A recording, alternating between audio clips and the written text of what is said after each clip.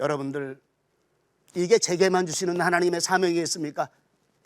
제게만 주시는 하나님의 말씀이겠느냐 이 말입니다. 지금 한국교회를 향해 주시는 예수님의 명령입니다.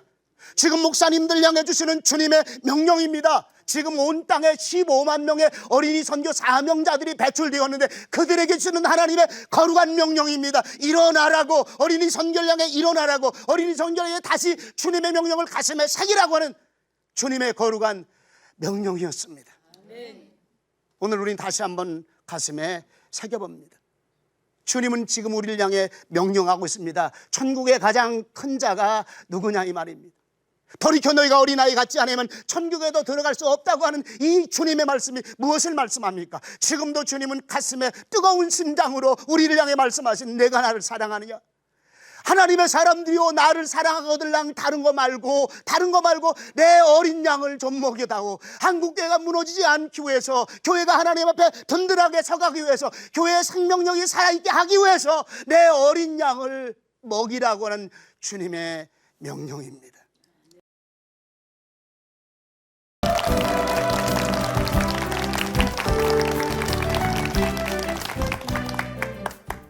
하얀교회 한원서 목사입니다.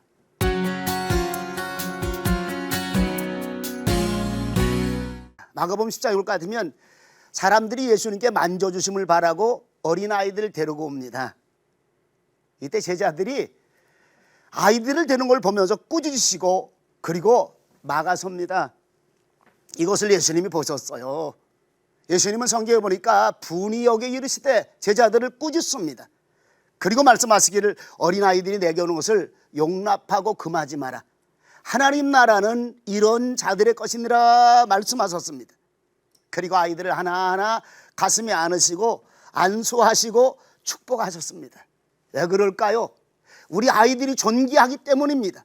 어른들보다 더 존귀하기 때문입니다. 어른들과 함께 하던 그 모든 일들을 딱 손에 놓고 어린아이들을 향하여, 존귀하고 귀한 아이들을 향하여 안수기도 하시는 모습이 잘 나타나고 있다는 사실입니다.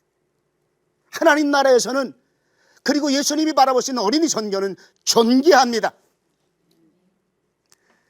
마태복음 18장에 보니까 제자들이 주님의 나라가 임한다는 사실을 저들이 기억하면서, 어쩌면 우리가 주님의 나라 임할 때, 다시 말하면 정치적인 왕국으로 임할 때 우리 자리가 좀 큰 자리가 되지 아니할까 하는 그런 마음에서 예수님께 나와 질문합니다.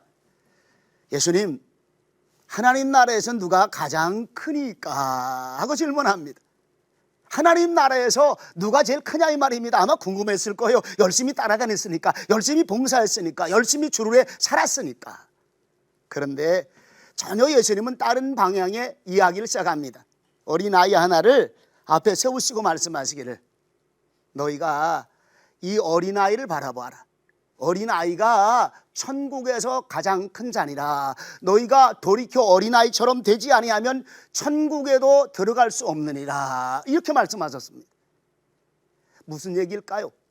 하나님 나라에서는 존귀한 자가 누구냐 이 말입니다. 하나님 나라의 큰 자가 누구냐 이 말입니다. 어린아이처럼 되지 않으면 천국에도 들어갈 수 없다고 말씀하시고, 마가복음 10장에 말씀하신과 마태복음 18장에 말씀하심을 한 가지로 묶어버린다면 어린아이들은 천국에서 큰 자란 사실을 우리에게 말씀을 해주고 있습니다. 우리는 여기서 지켜봐야 될 중요한 구절이 하나 있는데 5절입니다. 이 어린아이 하나를 영접하면 나를, 예수님을 영접하는 것이고, 6절에서 볼 것 같으면 소자, 이 어린 소자 하나를 실족해 하면 차라리 연자맷돌을 금옥에 달리고 바닷속 깊은 곳에 빠지우니만 못하리라. 예수님은 여기서 중요한 예측과 예언의 말씀을 주시고 있습니다. 다시 말하면 지금 현 시대를 바라보시며 2000년 그 이후의 시대를 바라보시면서 예수님은 우리에게 예언하고 계신 말씀이 있습니다. 5절에 어린아이를 영접함이 나를 영접함이라 이렇게 말씀하시는 내용이 나타납니다. 어떻게 어린아이 영접함이 예수님을 영접하는 것이겠습니까? 주님 영접해야 하늘나라 가는 거 아니냐 이 말입니다. 그러면 어린아이 영접해야 예수님 믿어서 천국 가는 그런 얘기냐 이 말입니다. 그런 개념이 아니지요.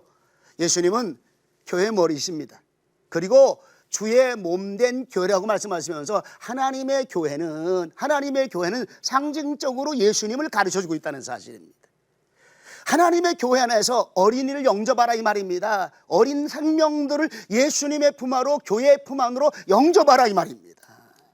6절에서 심각한 예언의 말씀이 뭐냐면 하나님의 교회가 어린 아이들의 발걸음을 실족해 만들면 이렇게 말합니다. 잃어버릴 실자에다가 발족차를 써요. 다시 말하면 그 발걸음이 예수님 품 안으로, 하나님의 교회 안으로 가야 되는데 이 발걸음이 하나님의 교회 안으로 가는 것이 아니라 세상을 향해 가버려서 하나님의 교회 안에 어린아이들의 발걸음을 잃어버렸다 이 말입니다. 어린아이들이 하나님의 교회 안에 없어진다 이 말입니다. 이럴 때 교회 안에 연자맷돌을 금옥에 달리고 바닷속 깊은 곳에 빠지우만 못한다고 하는 이 말씀을 수많은 주석학자들과 수많은 신학자들은 말하기를 교회에 암흑기가 온다 이 말입니다. 연자맷돌을 목에 달리고 바닷속 깊은 곳에 빠지면 다시 나오지 못하는 암흑기라 이 말입니다. 모든 주석학자들과 신학자들이 말하기를 세계 교회 안에 암흑기가 오는 가장 중요한 요소가 무엇인가 보니까 아이들이 하나님의 교회 안에 발걸음을 잃어버리는 순간에 교회는 무너져 내린다 이 말입니다. 예수님이 예측이었습니다. 2000년 전에 분명히 말씀하신 예수님이 우리를 향해, 한국교회를 향해, 세계교회를 향해 말씀하시는 예수님의 예언의 말씀이었습니다. 어린아이들 영접해다오, 어린아이들을 예수님의 품 안으로, 어린아이들을 하나님의 교회 품 안으로 너희가 영접해다오. 그래야 교회가 살고 그래야 예수님이 산다 이 말입니다. 오늘 18장에서 우리에게 정확하게 이 말씀을 예고하고 예언해 주고 있는 것을 우리에게 보여줍니다. 우리가 요한계시록에 넘어가다 보면 예수님과 함께 밀접한 관계를 나눴던 소아시아 7교회가 나옵니다. 때로는 책망도 하시고 두 교회는 칭찬만 하신 그런 교회가 나타납니다. 이 지역이 어딘가 하니까 터키 지역입니다. 이 터키 지역이 소아시아 7교회 때문에 기독교인들이 관광지로 유명한 장소가 되어버렸잖아요. 그런데 이 터키로 선교여행 그리고 성지순례를 다녀오신 분들의 반응이 두 가지더라고요. 두 가지. 하나는 성지순례를 다니면서 소아시아 7개를 쭉 다녀보면서 폐허가 된 그 속에서 고난과 시련 가운데 없어진 그들의 모습 속에서 나는 예수님의 숨결을 발견하고 그리고 2000년 전에 예수님이 하신 하나님의 말씀이 다시 내 가슴 속에 들려오는 그 은혜를 받았다 하는 그런 분이 계시고 또 한 부류는 이게 뭐야? 아니 교회 다 무너졌네. 교회 다 무너지고 나면 성도든 하나도 없네. 이게 뭐야? 무너져 내렸잖아. 무너져 내렸잖아. 이들이 강조하고 있는 그런 모습입니다. 저는 공감합니다.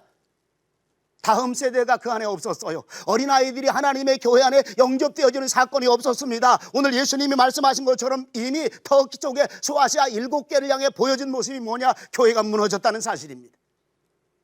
교회가 무너졌다는 사실입니다. 주님의 예언은 지금도 그대로 적중되어져 가고 있습니다. 저는 사도행전을 공부하면서 사도행전 1장 8절의 말씀, 오직 성령이 너에게 임하시면 너희가 권능을 받고 예루살렘과 온 유다와 사마리아와 땅끝까지 이르러 내 증인이 되리라. 어쩌면 사도행전은 1장 8절을 펼쳐놓은 말씀입니다. 예루살렘 지역의 전도 그리고 안디옥 지역을 통해서 세계 선교가 이루어지면서 땅끝까지 복음 증거되는 1차 전도여행, 2차, 3차, 4차 그리고 로마에서 마지막에 복음을 증거하는 내용으로 사도행전 28장을 마무리 지고 있습니다. 또 우리 한국교회는요 여기서 은혜를 너무 많이 받잖아요. 이제 우리 교회가 사도행전 29장을 쓰리라. 하나님의 성령의 인도하심을 따라 하나님의 성령의 명령하심을 따라 사도행전 29장을 쓰는 교회 요즘 많이 생겼더라고요. 이 얘기하자는 건 아닙니다. 이보다도 소중한 게 무엇인가 보니까 하나님의 명령을 받은 바울과 바나바가 이제 안디옥 지역에서부터 1차 전도여행을 시작합니다. 소아시아 지역으로 아시아 쪽을 다니면서 수많은 교회들을 이곳 저곳에 세웁니다. 그리고 1차 전도여행을 마무리합니다. 그리고 2차 전도여행을 준비하면서 이제 1차 전도여행에 갔던 그런 교회들을 우리가 다시 돌아보아 양육하는 계기를 가지려 머릿속에 생각하고 있었는데 환상 중에 마게도냐인 한 사람이 나타나서 바울에게 말하기를 마게도냐 사람에게 와서 우리를 좀 도와줘라. 마게도냐 지역으로 와서 우리를 좀 도와줘라 하는 그 환상을 바라보고 바울은 마게도냐 지역으로 선교가 옮겨졌습니다. 다시 말하면 아시아 지역에서 유럽 쪽으로 선교가 옮겨지면서 유럽 쪽에 하나님의 놀라운 부흥의 역사, 성령님의 거룩한 부흥의 역사가 각 곳곳마다 교회가 세워지기 시작했습니다.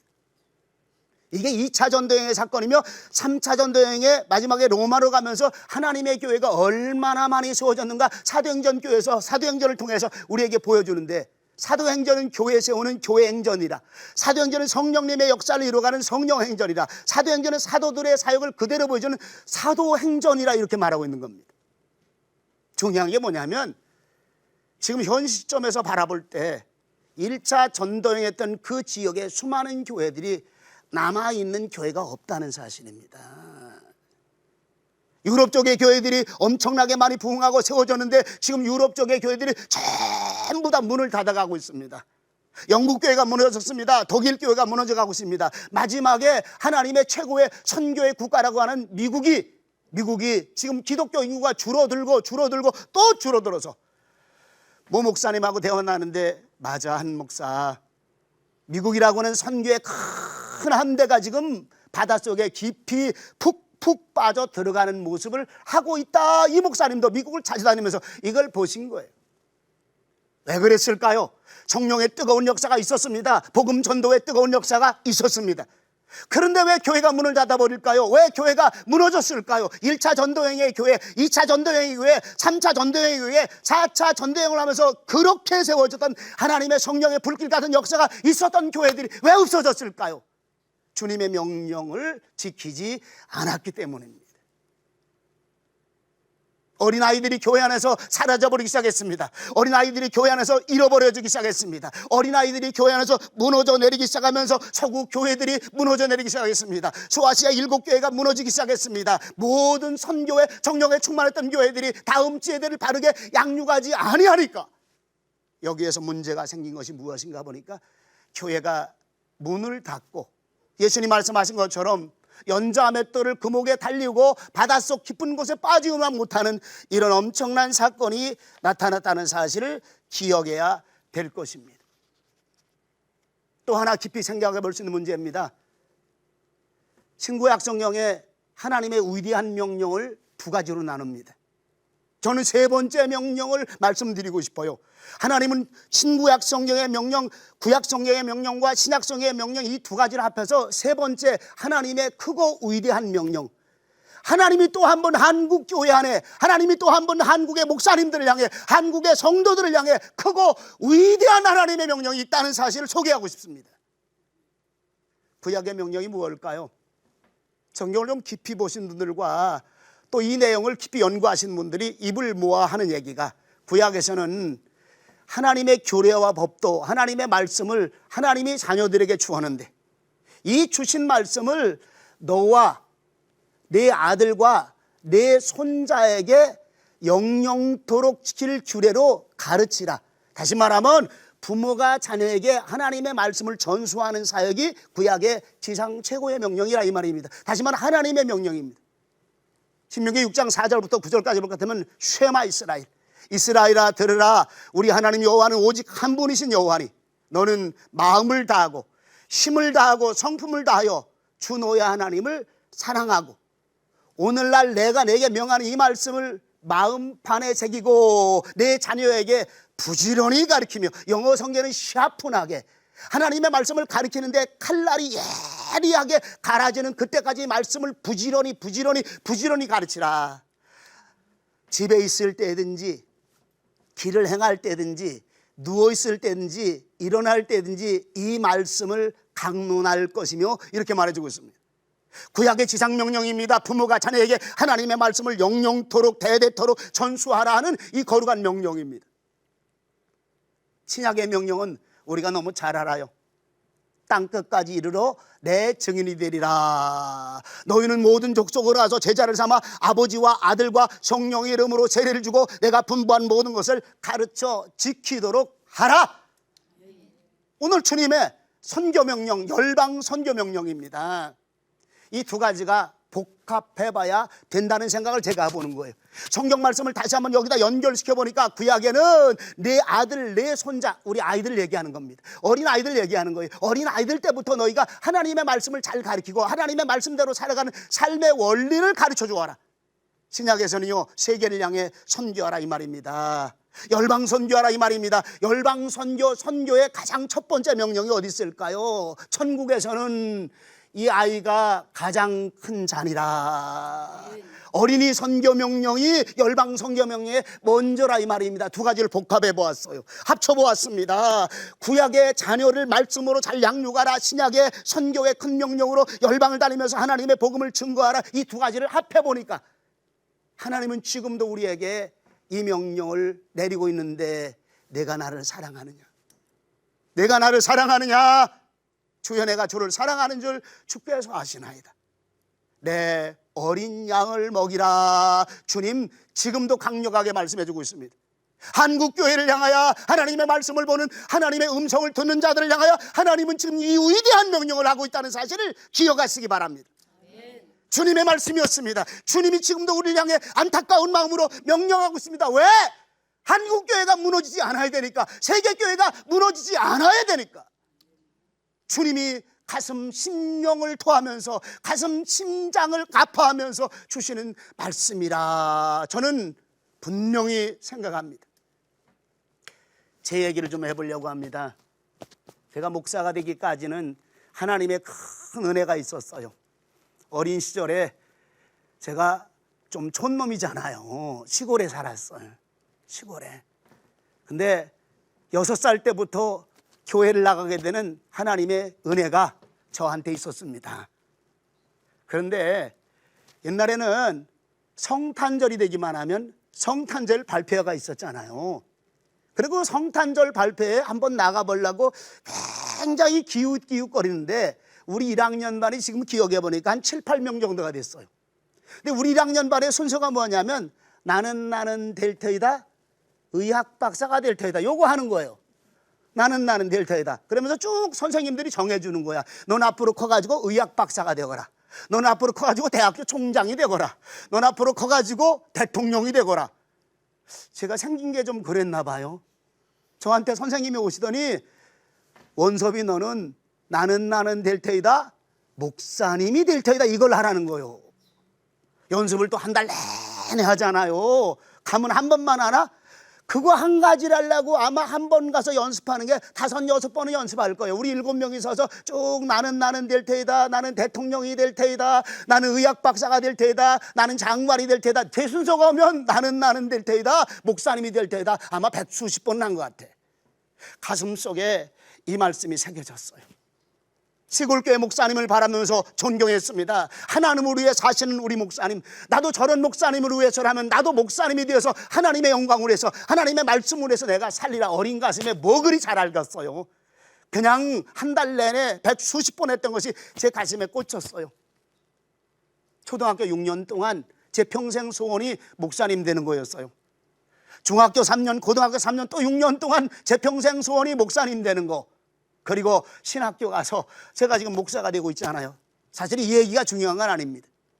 시골교회에서 이런 꿈과 비전을 가지고 자라나는 가운데 중학교 3학년 때 제가 최초로 그때는 머리가 전부 다 빡빡 깎았어요. 그래서 깎아머리라고 그랬어요. 깎아머리 중학생, 깎아머리 고등학생 이런 말을 했습니다. 중학교 3학년짜리 깎아머리 제가 교사직을 맡은 거야. 야, 난 너무너무 감사한 거야. 제 마음속에 내가 목사님이 꿈이 되는데 하나님이 이제부터 시작하게 하시는 모양이라 하고 교사를 시키는데 너무 감사한 거야. 어린아이들 맡겨줍니다. 왜? 제가 어리니까. 근데 애들이요 우리 반에 모여들기 시작하는 거예요. 아침부터 제가 좀 극성을 떠느라고 동네를 한 바퀴 쭉 돌아서 애들을 모아옵니다. 최고 많았어요. 그리고 고등학교 1학년 때는 좀 큰 아이들을 맡았습니다. 큰 아이들 쭉 맡아서 함께 하는데 너무 재밌는 거는요. 큰 아이들도 우리 교회에서 우리 반이 최고 많은 거야. 그러니까 우리 선배들, 우리의 위에분들, 청년 교사들, 집사님 교사들이 어떻게 원섭이 니네 반은 아직도 제가 원섭이라니까요. 선생님이 아니야. 왜냐면 깎아머리니까. 너네 반이 제일 많을 수가 있니? 이렇게 말씀하시더라고. 그때 제가 놀라운 사실 하나를 발견했습니다. 우리 아이들, 중학교 3학년 때 가르치던 우리 아이들, 고등학교 1학년 때 가르치던 그런 우리 아이들, 나는 하나님의 은혜라면 어린이를 위한 목사님이 되겠습니다. 고등학교 1학년 때 제 마음 심령 속에 하나님의 성령님을 통해서, 하나님의 말씀을 통해서 아이들을 바라보게 하시면서 어린이를 위한 목사가 되기 원합니다 하는 그 소원이 지금 이 자리까지 오게 되었습니다. 신학교 가기 이전에 청년기에 제 마음에 다시 한번 크게 두드리던 하나님의 말씀의 음성이 있었습니다.